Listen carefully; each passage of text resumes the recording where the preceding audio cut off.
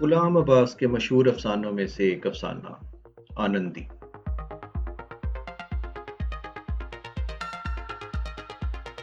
تیسری قسط۔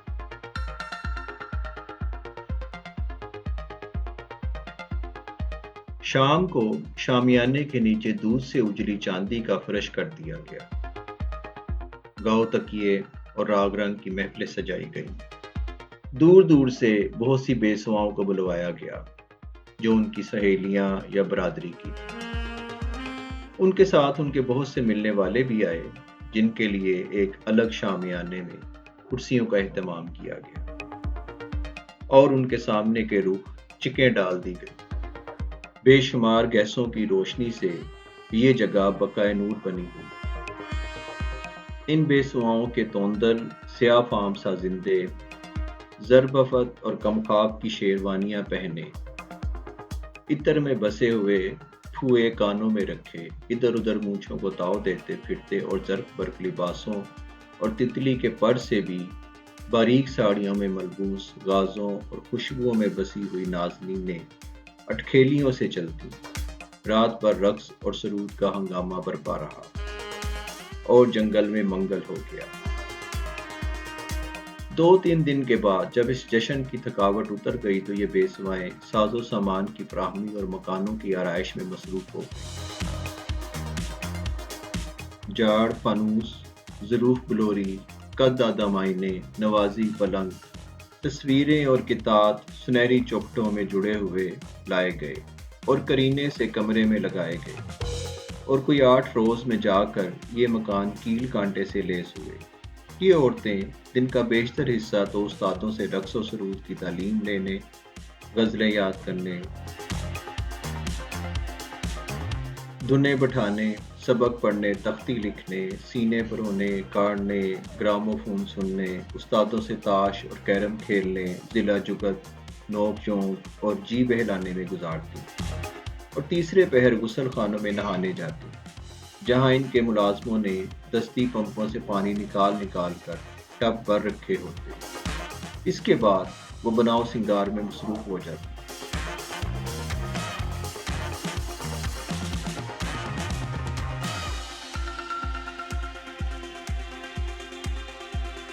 جیسے ہی رات کا اندھیرا پھیلتا، یہ مکان گیسوں کی روشنی سے جگمگا اٹھتے جو جا بجا سنگے مرمر کے آدھے کھلے ہوئے کنولوں میں نہایت صفائی سے چھپائے گئے تھے، اور ان مکانوں کی کھڑکیوں اور دروازوں کے کواڑوں کے شیشے جو پھول پتیوں کی وضع کے کاٹ کر جڑے گئے تھے، ان کی کوسے قزا کے رنگوں کی سی روشنیاں دور سے جلمل کرتی نہایت بلی معلوم ہوتی۔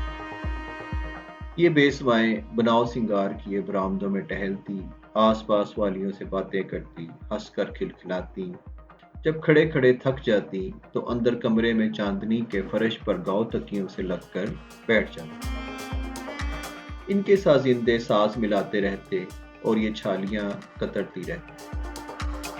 جب رات ذرا بیت جاتی تو ان کے ملنے والے ٹوکروں میں شراب کی بوتلیں پھل پھلاری لیے اپنے دوستوں کے ساتھ موٹروں یا تانگوں میں بیٹھ کر آتے۔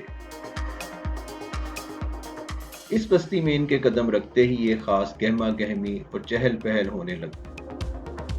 نغمہ سرود، ساز کے سر، رقص کرتی ہوئی نازنینوں کے گھنگروؤں کی آواز کلف المینا میں مل کر ایک عجیب سرور کی سی کیفیت پیدا کرتے۔ عیش و مستی کے ان ہنگاموں میں معلوم بھی نہ ہوتا اور رات بیت جاتی۔ ان بیسواؤں کو اس بستی میں آئے چند ہی روز ہوئے تھے کہ دکانوں کے کرایہ دار پیدا ہو گئے جن کا کرایہ اس بستی کو آباد کرنے کے خیال سے بہت ہی کم رکھا گیا۔ سب سے پہلے جو دکاندار آیا وہ وہی بڑھیا تھی جس نے سب سے پہلے مسجد کے سامنے درخت کے نیچے خانچہ لگایا تھا۔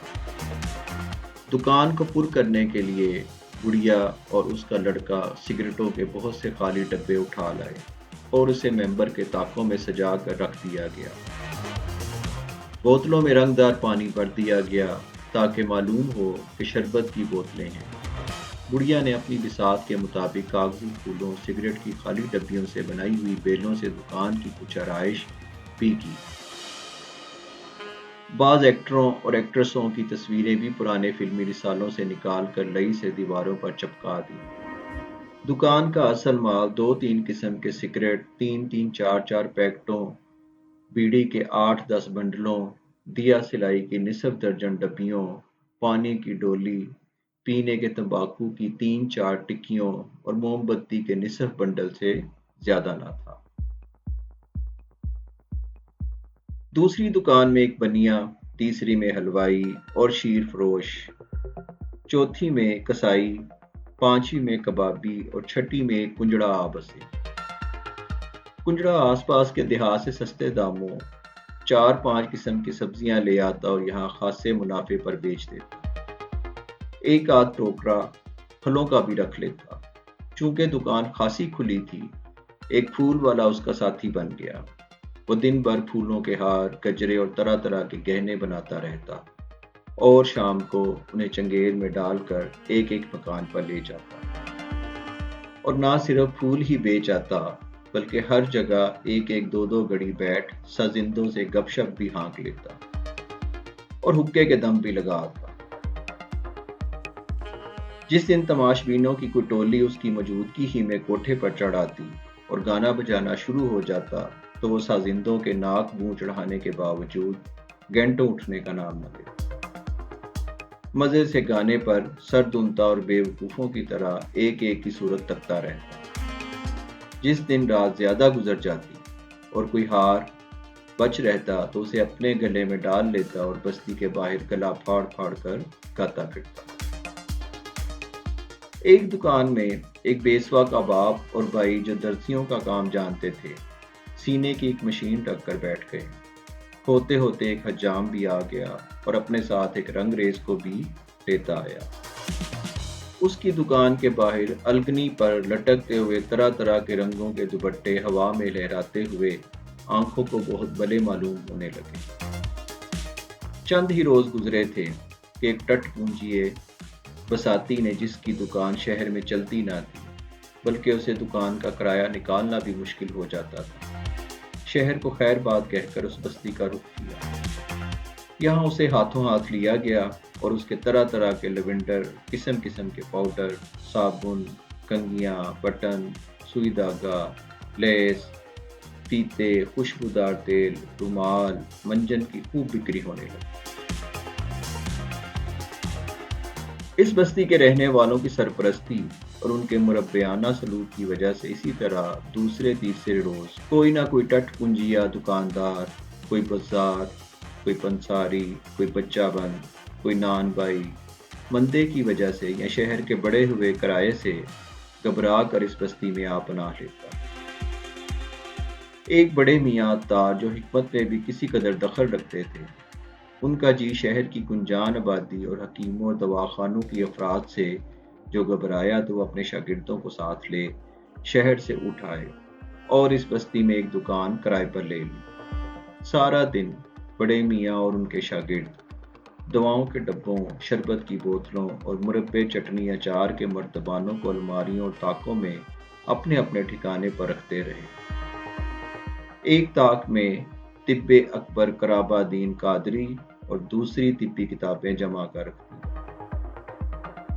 کواڑوں کی اندرونی جانب اور دیواروں میں جو جگہ خالی بچی وہاں انہوں نے اپنے خاص الخاص مجربات کے اشتہار سیاہ روشنائی سے جلی لکھ کر اور دفیتوں پر چپکا کر آویزاں کر دیا۔ ہر روز صبح کو پیشواؤں کے ملازم گلاس لے کر موجود ہوتے اور شربت بزوری، شربت بنفشہ، شربت انار اور ایسے ہی لذت بخش روح افزا شربت و عرق، خمیرہ و گاو زبان اور تقویت پہنچانے والے مربے ماں ورک ہائے نکرا لے جاتے۔ جو دکانیں بچ رہیں ان میں ان بے سواؤں کے بائی بندوں اور سازندوں نے اپنی چارپائیاں ڈال دی۔ دن بھر یہ لوگ ان دکانوں میں تاش، چوسر اور شطرنج کھیلتے، بدن پر تیل ملواتے، سبزی گوٹتے، بٹیروں کی بالیاں کراتے، تیتروں سے سبحان تیری قدرت کی رٹ لگواتے اور گڑا بجا بجا کر گاتے۔ ایک بیسوا کے سازندے نے ایک دکان خالی دیکھ کر اپنے بھائی کو جو ساز بنانا جانتا تھا اس میں لا بٹھایا۔ دکان کی دیواروں کے ساتھ ساتھ کیلیں ٹھونک کر ٹوٹی پھوٹی مرمت طلب سرنگیاں، ستائر، تمبورے، دلڑیا وغیرہ ٹانگ دیے گئے۔ یہ شخص ستار بجانے میں بھی کمال رکھتا تھا۔ شام وہ اپنی دکان میں ستار بجاتا، جس کی میٹھی آواز سن کر آس پاس کے دکاندار اپنی دکانوں سے اٹھ کر آ جاتے اور دیر تک بت بنے ستار سنتے رہتے۔ اس ستار نواز کا ایک شاگرد تھا جو ریلوے کے دفتر میں کلرک تھا۔ اسے ستار سیکھنے کا بہت شوق تھا۔ جیسے ہی دفتر سے چھٹی ہوتی سیدھا سائیکل اڑاتا ہوا اس بستی کا رخ کرتا اور گھنٹہ ڈیڑھ گھنٹہ دکان ہی میں بیٹھ کر مشق کیا کرتا۔ غرض اس ستار نواز کے دم سے بستی میں خاصی رونق رہنے لگی۔ مسجد کے ملا جی جب تک تو یہ بستی زیر تعمیر رہی رات کو دیہات میں اپنے گھر چلے جاتے رہے، مگر اب جب کہ انہیں دونوں وقت مرغن کھانا بافرات پہنچنے لگا تو رات کو بھی یہیں رہنے لگے۔ رفتہ رفتہ بے سواؤں کے گھروں سے بچے بھی مسجد میں پڑھنے آنے لگے، جس سے ملا جی کو روپے پیسے کی آمدنی بھی ہونے لگی۔ جاری ہے